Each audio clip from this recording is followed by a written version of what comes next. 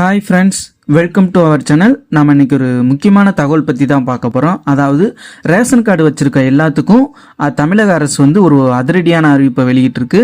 அந்த அறிவிப்பு என்ன, இதனால் மக்களாகிய நமக்கு என்னென்ன பாதிப்பெல்லாம் ஏற்படும் அப்படிங்கிற முழு தகவலை இந்த வீடியோவில் பார்ப்போம். மறக்காமல் வீடியோ ஸ்கிப் பண்ணாமல் ஃபுல்லாக பாருங்கள். வாங்க வீடியோக்குள்ளே போகலாம். நவம்பர் 6ஆம் தேதி இந்த செய்தியை வெளியிட்டிருக்காங்க. அதாவது ரேஷன் கார்டுகளில் முகவரி மாற்றம், உறுப்பினர் சேர்த்தல் உட்பட 4 சேவைகளுக்கு இனி ஆண்டுக்கு 2 முறை மட்டுமே விண்ணப்பிக்க முடியும் என உணவு வழங்கல் துறை அறிவித்துள்ளது. தமிழக ரேஷன் கடைகளில் வழங்கப்படும் மானிய விலை உணவுப் பொருட்கள், பொங்கல் பரிசு தொகுப்பு வாங்க ரேஷன் கார்டு அவசியம். கார்டை பெற தனி சமையலறையுடன் வசிப்பவர் ஆதார் எண்ணுடன் உணவு வழங்கல் துறையின் பொது விநியோக திட்ட இணையதளத்தில் விண்ணப்பிக்க வேண்டும். இந்த இணையதளத்தின் வாயிலாக ரேஷன் கார்டில் உறுப்பினர் சேர்த்தல், முகவரி மாற்றம், குடும்ப தலைவர் மாற்றம், குடும்ப உறுப்பினர்கள் நீக்கம் ஆகிய சேவைகளுக்கு விண்ணப்பிக்க வேண்டும். கார்டுதாரர்கள் தேவைக்கேற்ப எத்தனை முறை வேண்டுமானாலும் விண்ணப்பிக்கலாம். அதை அதிகாரிகள் பரிசீலனை செய்து ஒப்புதல் தருவார்.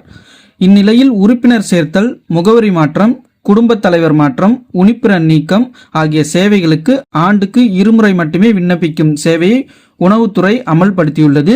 அதன்படி மேற்கண்ட ஒவ்வொரு சேவைக்கும் ஜனவரி முதல் ஜூன் வரை ஒரு முறையும், ஜூலை முதல் டிசம்பர் வரை ஒரு முறை மட்டுமே விண்ணப்பிக்க முடியும்.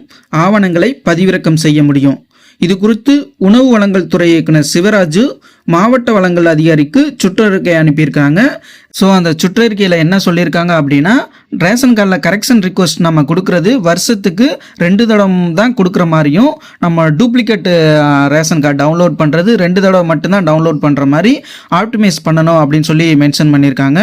இந்த கட்டுப்பாடை எதுக்கு கொண்டுட்டு வந்திருக்காங்க அப்படின்னா, day by day ration card டிபார்ட்மெண்ட்டுக்கு நிறைய கரெக்ஷன் ரிக்வஸ்ட் வர்றனாலையும் ஒரே குடும்பத்தை சேர்ந்தவங்க அடிக்கடி கரெக்ஷன் போடுறதை கட்டுப்படுத்துறதுக்காகவும் அலுவலர்களோட வேலை சுமையை குறைக்கிறதுக்காகவும் கொண்டு வந்திருக்கதா சொல்கிறாங்க. இந்த கட்டுப்பாடுகள் மக்களாகிய நமக்கு எப்படி அஃபெக்ட் பண்ணும் அப்படின்னா, ஒரு நேம் ரிமூவ் பண்ணுறதுக்காண்டி ஒரு ரிக்வஸ்ட் கொடுக்குறோம் அப்படின்னா, அந்த ரிக்வஸ்ட் அக்செப்ட் ஆகி அந்த நேம் சக்ஸஸ்ஃபுல்லாக ரிமூவ் ஆயிடுச்சு அப்படின்னா போர்ட்டலில் நேம் ரிமூவிங் ஆப்ஷனை நம்மளுக்கு ஹைட் பண்ணி வச்சுருவாங்க. ஸோ நம்மளால் ஒரு ரிக்வஸ்ட் கூட பண்ண முடியாது. ஸோ நெக்ஸ்ட்டு 6 மந்த் கம்ப்ளீட் ஆனதுக்கப்புறம் தான் அந்த நேம் ரிமூவ் ஆப்ஷனே எனேபிள் பண்ணிவிடுவாங்க. இதே தான் நேம் ஆட் பண்ணுறதுக்கும் அதர் கரெக்ஷன் எல்லாத்துக்குமே. ஸோ இதுலேருந்து நம்ம எப்படி சேஃபாக இருக்கணும் அப்படின்னா, நம்ம எந்த ஒரு கரெக்ஷன் பண்ணுறோம் அப்படின்னாலும் 2-3 பேத்துக்கு சேர்ந்து பண்ணுற வேண்டிய நிலைமை இருக்குது அப்படின்னா 2 பேத்துக்கும் சேமாக ஒரே டயத்தில் ரிக்வஸ்ட் பண்ணிட்டோம் அப்படின்னா நம்ம இதுலேருந்து சேஃபாக இருக்கலாம். அவ்வளோதான் ஃப்ரெண்ட்ஸ் இந்த வீடியோ. உங்களுக்கு இந்த வீடியோ ரொம்ப பயனுள்ளதாக இருந்திருக்குன்னு நினைக்கிறேன். உங்களோட ஃப்ரெண்ட்ஸ் அண்ட் ஃபேமிலி மெம்பருக்கும் ஷேர் பண்ணி இந்த தகவலை தெரியப்படுத்துங்க. தேங்க்யூ ஃபார் வாட்சிங்.